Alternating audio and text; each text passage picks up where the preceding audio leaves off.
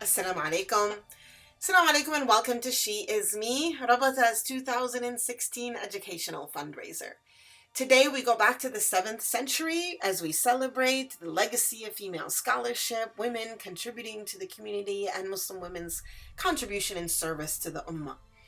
We go to the 7th century into the Indian subcontinent and we go to the Delhi Sultanate. There we celebrate Razia Sultan. She was the political leader, the Sultan or the Sultana of the Delhi Sultanate, appointed by her father at his deathbed because he saw her as the most capable of his children to run the country. One of the first things she did as leader is create and build diplomatic ties with the Abbasiyin. This was a very important step in order for legitimizing the Delhi Sultanate as part and parcel of the larger Muslim Ummah. She also worked for the rights of those of people of other faiths within the Delhi Sultanate, concerned and ensuring that there wasn't any oppression and that all people were treated well and fairly and with dignity and honor throughout the Sultanate. She was a patron of the arts and education. She worked hard to ensure that literature and art and such things had a place, including opening up libraries and centers of learning, places of religious learning and places of learning for secular studies. She also built the infrastructure, worked on the infrastructure, taking care of roads and bridges and all of the rest of that heavy work of what it means to be the leader of a country. Razia Sultan was a woman who worked very hard in loyalty to the country that she led.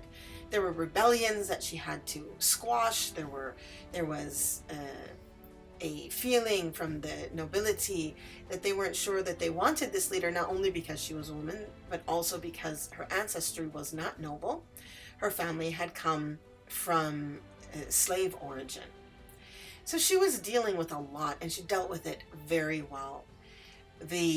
When some of the governances or principalities of the Delhi Sultanate rebelled, she was able to go herself. She was a wonderful horsewoman, herself, and squash those rebellions. Eventually, though, the rebellions won, and she was deposed, and she and her husband were ambushed and killed.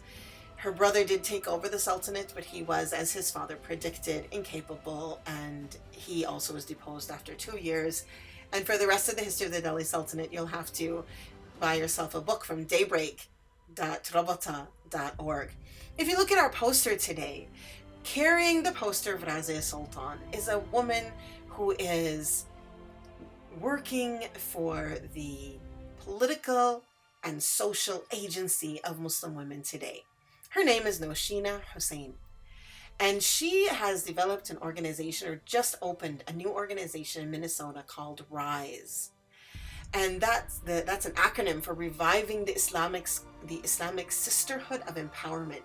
And some of the work she's done already is amazing, including making sure that at the Minnesota caucuses this year, there was a much larger number of women who went to the Muslim women who went to the caucuses, and a number of us who became delegates.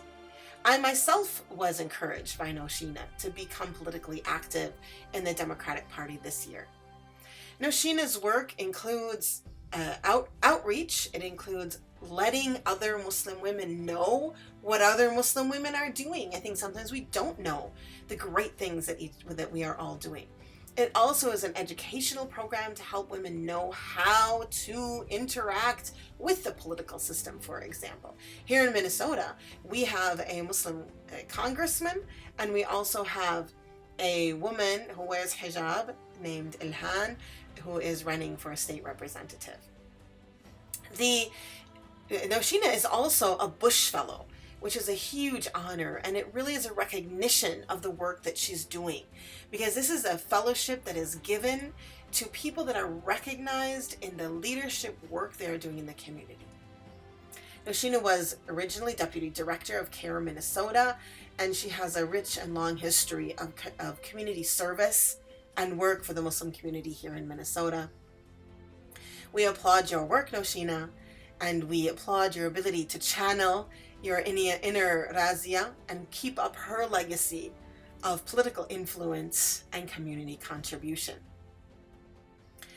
Please go to support.rabata.org and give generously to the programs that help to celebrate our history of female scholarship, as well as keep it alive as we go forward.